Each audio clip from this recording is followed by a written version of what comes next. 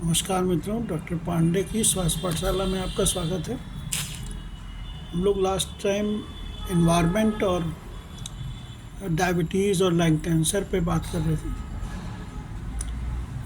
तो इसके मैनेजमेंट में चाहे वो लंग कैंसर हो, चाहे वो डायबिटीज़ टाइप 2 हो,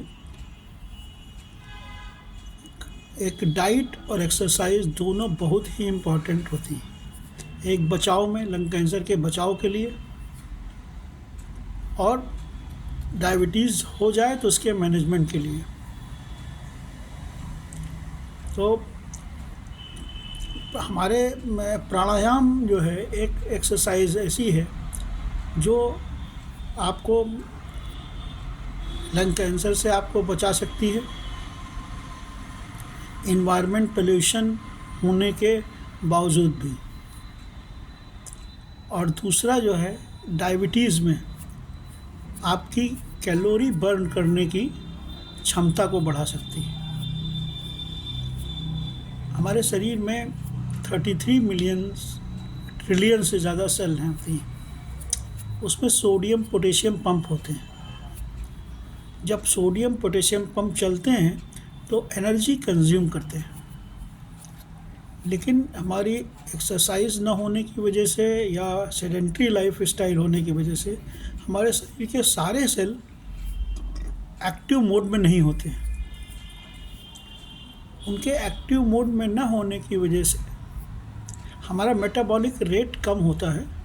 हम जो खाते हैं उसकी जो एनर्जी उससे प्रोड्यूस होती है, वो एनर्जी का कंजम्पशन बॉडी में नहीं हो पाता है पूरा। फिर वो एडिपोज टिश्यू के रूप में जमा हो जाते हैं और कैलोरी मतलब ज़्यादा हो जाती है, और वो जब कंज्यूम नहीं होती है तो फिर जब ग्लूकोज में कन्वर्ट इंसुलिन की कमी से उसका उपयोग नहीं होने पाता है।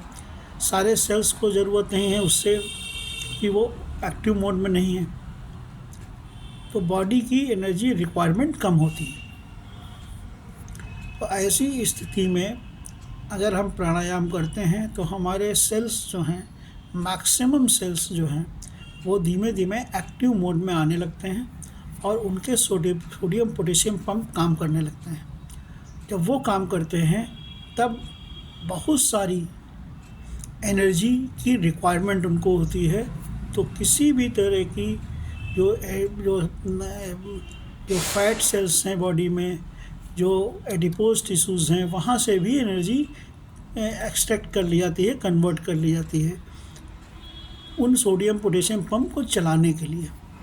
तो हमारा जो खर्चे का, एनर्जी खर्चे का जो है और एनर्जी आने का है, रेशियो में गैप जो है वो कम होने लगता है।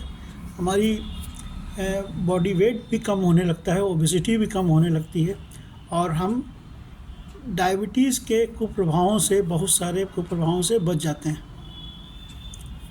ये तो हुई एक्सरसाइज की बात। प्राणायाम जिसके लिए आपको कहीं दौड़ना भागना नहीं है, आपको केवल साधारण प्राणायाम करें। आप एक गहरी सांस लें, उसको रोकें, फिर धीमे धीमे छोड़ें, फिर रोकें, फिर धीमे धीमे लें, फिर पूरा।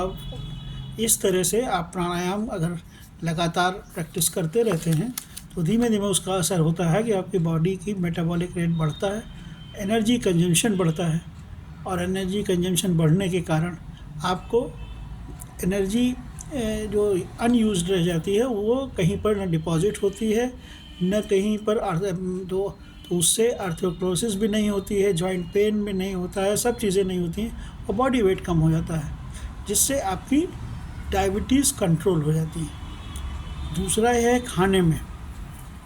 खाने में आप सब कुछ खाएं, लेकिन कब, कितना और क्यों, 3 चीज़ें हैं: कब, कितना और क्या खाएं। तो निश्चित बात है, जब हमारी बॉडी में इंसुलिन उतना नहीं बन रहा है तो हम अगर ज़्यादा वो जो है, अगर ऐसा फूड लेते हैं जिनका ग्लाइसेमिक इंडेक्स ज़्यादा है, तो वो निश्चित रूप से आपके शरीर पर एकदम से बोझ डालेंगे। ग्लाइकोसाइकिलिन जिनका ज़्यादा होता है उनका प्रोडक्ट से कन्वर्जन रेट ज़्यादा होता है ग्लूकोज में, जल्दी वो ग्लूकोज में कन्वर्ट हो जाते हैं, तो हमारी बॉडी पे ज़्यादा वेट पड़ता है। ठीक है, अब जो है आगे और इसके बारे में बात करेंगे, लेकिन आज के लिए इतना ही। अगर कोई आपके सवाल हो तो हमारे पोस्टर में दिए गए नंबर पर आप बात कर लें। आप ये बिल्कुल फ्री है सर्विस। हमारे चैनल को लाइक करें, सब्सक्राइब करें, बेल आइकन दबाएं जिससे आपको नोटिफिकेशन मिलते रहें। धन्यवाद।